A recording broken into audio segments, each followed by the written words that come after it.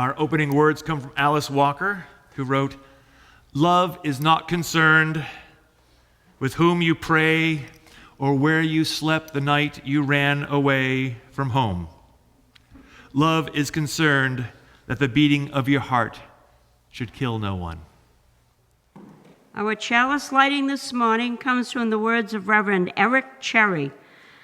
The chalice is lit in our hearts each time that we pray for vision, long for healing, forgive our enemies, comfort our neighbors, and prepare for Justice's Day. In its light, our hope and compassion are renewed, and the covenantal ties that bind each to all become clear. Now, by its sacred flame, the path before us is brightened. Love prepares our way. Harmony is in view. There is no east or west, no south or north, only a world to greet and bless with more light still. Thus, we light this chalice.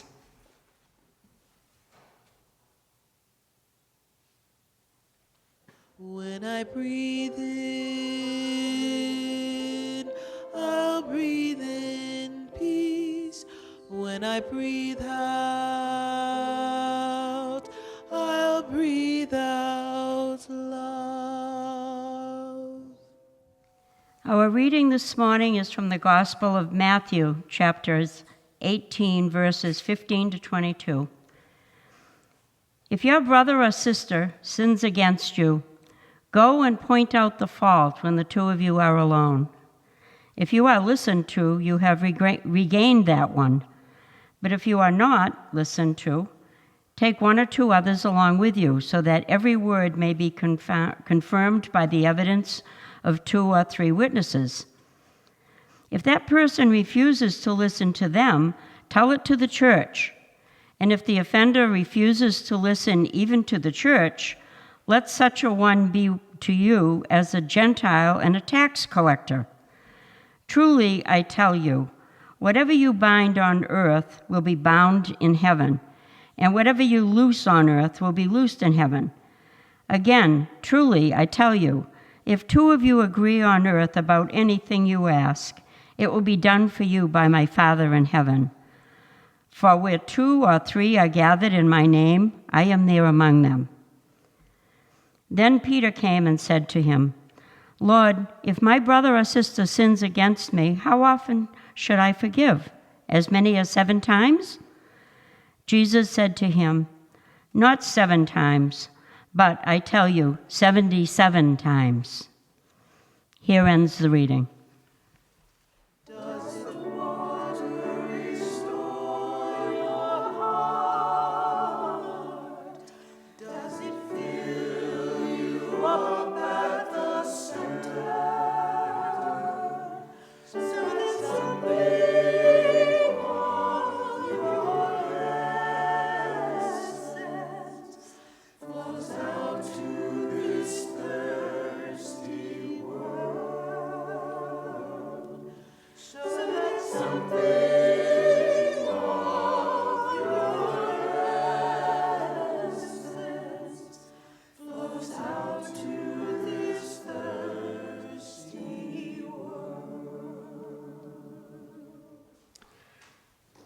The Ravensbrück concentration camp was about 90 kilometers north of Berlin.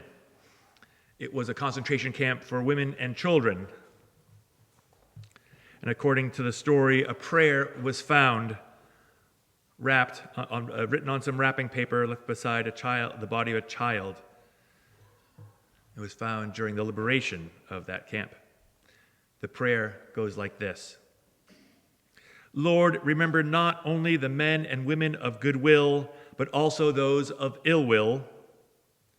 But do not only remember the suffering they have inflicted on us. Remember the fruit we have brought, thanks to this suffering. Our comradeship, our loyalty, our humility. The courage and generosity, the greatness of heart which has grown out of all this. And when they come to judgment, let all the fruits we have borne be their forgiveness. On October 2nd, 2006, a shooting occurred at the West Nickel Mines School, an Amish one-room schoolhouse in a village in Bart Township, Pennsylvania. The gunman took hostages and shot 10 girls between the ages of 6 and 13, killing 6 of them, before turning the gun on himself. On the day of the shooting, a grandfather of one of those murdered Amish girls was heard warning some young relatives not to hate the killer, saying, "We must not think evil of this man." Another Amish father noted, "He had a mother and a wife and a soul, and now he is standing before a just God." A member of the Brethren community living nearby the Amish in Lancaster explained, "I don't think there's anybody here that wants to do anything but forgive and not only reach out to those who have suffered a loss in that way, but to reach out to the family of this man who had committed these acts." The family of that man, through a spokesperson, said that an Amish neighbor comforted her family hours after the shooting and extended forgiveness to them. The wife of the shooter wrote an open letter to her Amish neighbors, thanking them for their forgiveness, their grace, and their mercy. She wrote, "Your love for our family has helped to provide this healing that we so desperately need. The gifts you have given have touched our hearts in a way no words can describe. Your compassion has reached beyond our family, beyond our community, and is changing our world, and for this we sincerely thank you." Now, some commentators criticized the quick and complete forgiveness with which the Amish responded, arguing that forgiveness is inappropriate when no remorse has been expressed, and that such an attitude risks denying the existence of evil, while others were approving. They explained the Amish have a willingness to forgo vengeance, does not turn the tragedy or pardon or the wrong, but rather constitutes the first step towards a future that is more hopeful. Remember not only the men and women of goodwill, but also those of ill will. But do not only remember their suffering they have inflicted on us, remember the fruits we have brought thanks to the suffering, our comradeship, our loyalty. And when they come to judgment, let all the fruits we have borne be their forgiveness.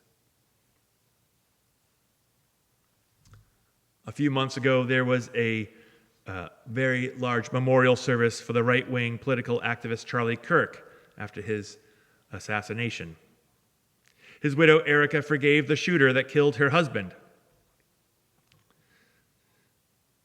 Erica Kirk, a deeply religious person, said, "Our Savior said, 'Father, forgive them, for they know not what they do.'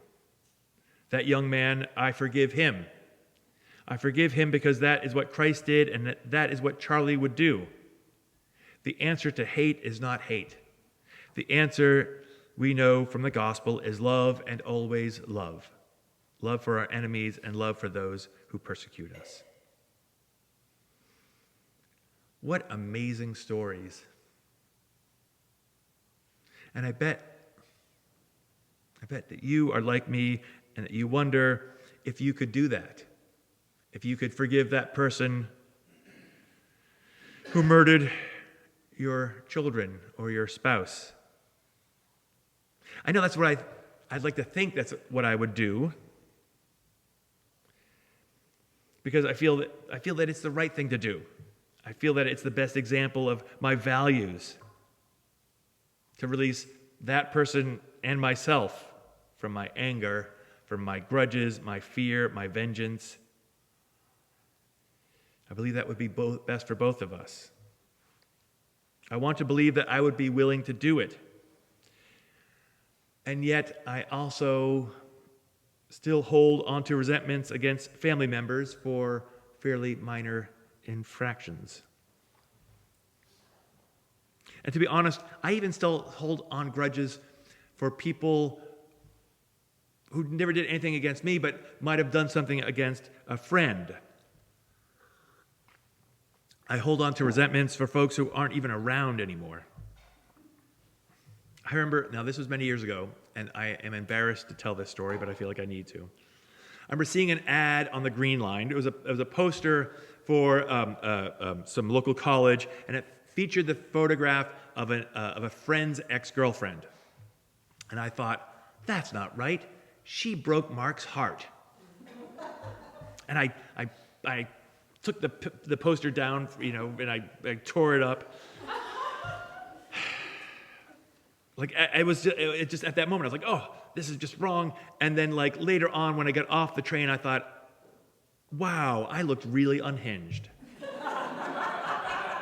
And maybe I was unhinged. I'm not proud of that moment. I think I've evolved from that place. And yet the desire for some sort of retribution it's still part of our human nature. It's part of our base nature, they sometimes call it. For an example of our base natures, we need only to look to what President Trump said at that very same memorial service for Charlie Kirk. Just minutes after Erica had said that the answer to hate is not hate, our president said, he did not hate his opponents, meaning Charlie. Charlie wanted the best for them. And that's where I disagree with Charlie. I hate my opponents, and I don't want the best for them. I am sorry, Erica. But now Erica can talk to me and the whole group, and maybe they can convince me that it's not right, but I cannot stand my opponent. Lord, remember not only the men and women of goodwill, but also those of ill will. But do not only remember the suffering they have inflicted upon us, remember the fruit that we have brought, thanks to this suffering, our comradeship, our loyalty, our humility, the courage, the generosity, the greatness of heart which has grown out of all this. And when they come to judgment, let all the fruits we have borne be their forgiveness. Forgiveness is hard work. Truth-telling is not easy. This process should be held with the 7 times 70 admonition, because too often people either rush to forgiveness and we skip processes that we need, or we hold on to grudges which aren't healthy. We want to forgive other people because we've all experienced the feeling of being forgiven. And I'm sure all of us can remember that visceral feeling of a weight being lifted off of your shoulders when pardoned for some wrong that you have done.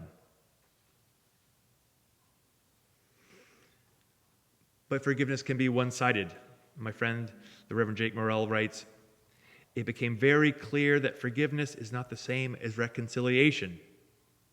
Forgiveness is possible to do on my own, whereas with reconciliation, it is a restoration of a relationship between at least 2 people. I can forgive someone who has died or with whom I am no longer in touch." This is a very simple way of describing the German theologian Dietrich Bonhoeffer's description of the difference between cheap grace and costly grace. Cheap grace is accepting forgiveness or granting forgiveness and not learning from it, not making the changes that will prevent you from making the same mistakes again. Costly grace is something that you must work for and give of yourself to make happen. Of course, the Matthew passage gives us a chance to look at Jesus' administrative side. Here is Jesus telling us how to go and comfort others in our community when they have done wrong. Go by yourself, and then bring a friend, then bring a few friends, and if it still hasn't happened, bring that thing up in church. Years ago, I worked at a church out in the middle of the state, and in the church archives was the oldest It was the journal of the first minister of the church. And in there, each Sunday, the minister would write down his sermon topic, what scriptural passage he preached from, and then he would also write down what people stood up and acknowledged as the sin that they had committed against God and against the community. And over again in this book was just the word fornication. Fornication. The young couples would stand up and they'd admit this, and then I would look like sort of 6 months later. And a child was born. They got caught. I'm glad we don't do that in our churches anymore. But it is interesting when we think about the Unitarian and the Universalist side of our faith. The Universalist side of our faith is based all about forgiveness, right? Universalism is universal salvation, the belief that God will forgive all, that there is no sin so great that God cannot heal it. It came about as part of a reaction to the Calvinist belief that only a few people were worthy of heaven. The Universalist response was to have people believing that it was better for us to live in gratitude to God than to live in fear of God. It is wonderful. It is a wonderful and radical theological understanding. But it leads people outside of this faith, and perhaps sometimes in the faith, say, yes, God forgives all people, but what about that person? What about this person, that politician, these folks who have shot and killed and caused the death of hundreds?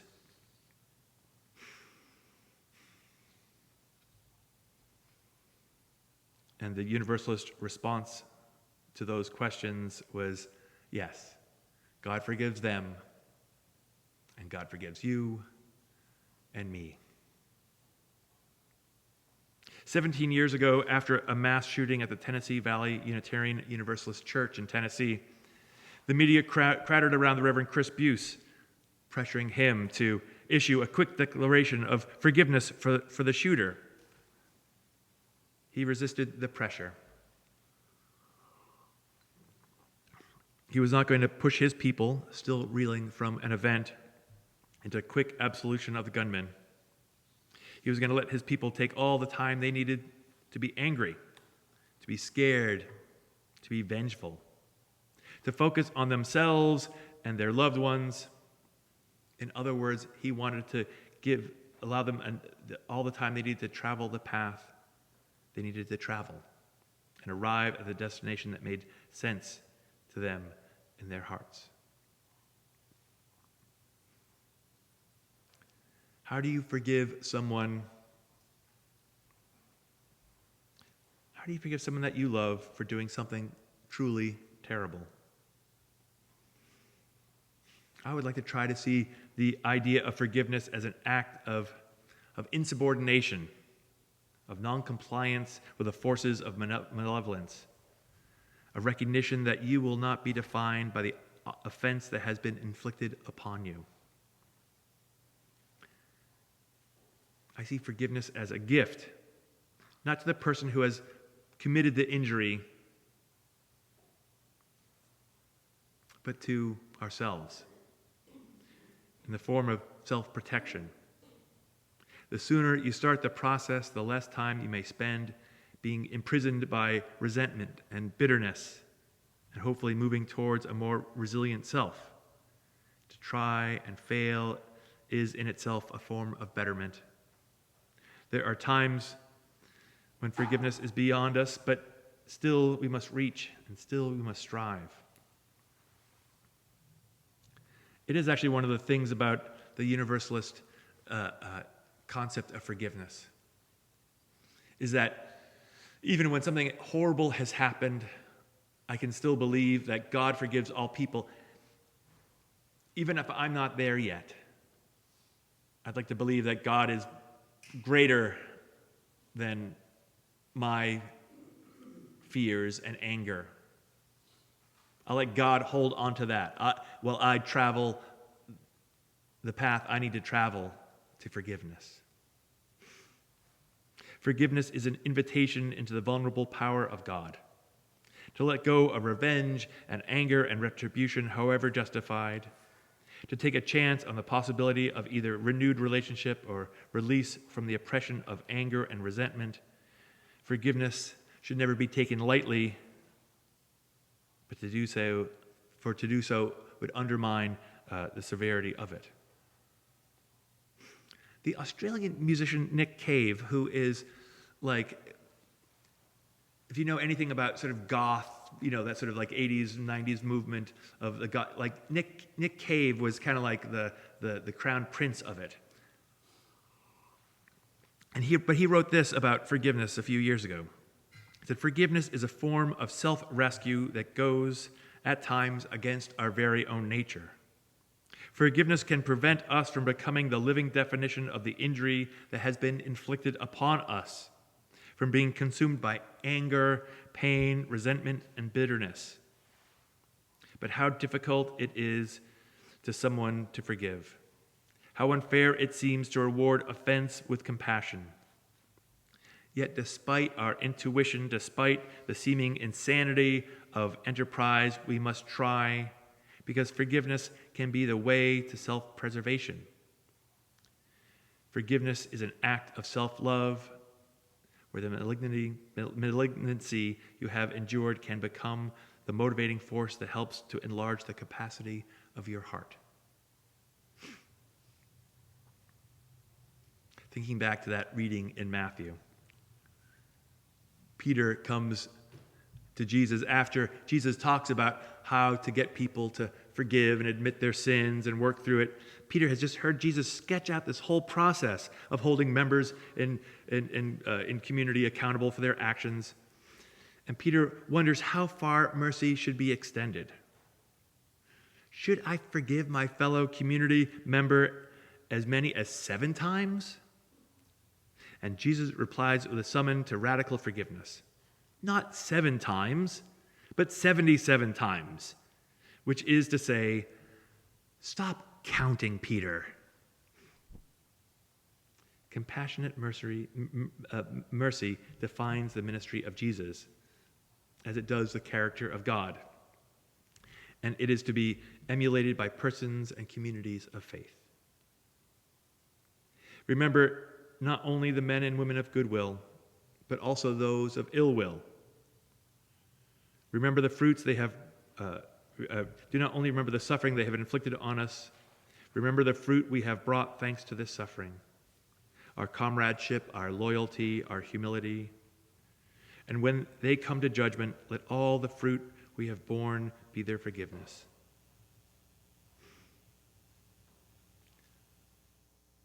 Reverend Jake writes, "So that's how I read the Ravensbrück prayer, not as a conventional appeal for mercy for the oppressors, or even being about the enemies at all. Instead, the prayer strikes me as a declaration of dignity, a refusal by victims to be defined by victimhood, or to let their understanding of God be warped by humanity's worst. It's like theological jujitsu, disarming the enemy in relation to both humanity and divine, rendering them weak without wishful thinking or denial. With so much evil unleashed in the world this day, perhaps it's always been that way, we can see the impulse to either lash out in violence, to act out in response, or to wish it away, to pretend that the offense isn't as bad as it is. But if we are to be people of faith, carrying forth amidst horror, I think our call is not only to the uncompromised action, I think it is as well to the serious intellectual and ethical discernment that we might not fall prey to the temptation of quick fixes and sloganeering, but instead we might rise to the standard which calls on us to love our neighbors as ourselves.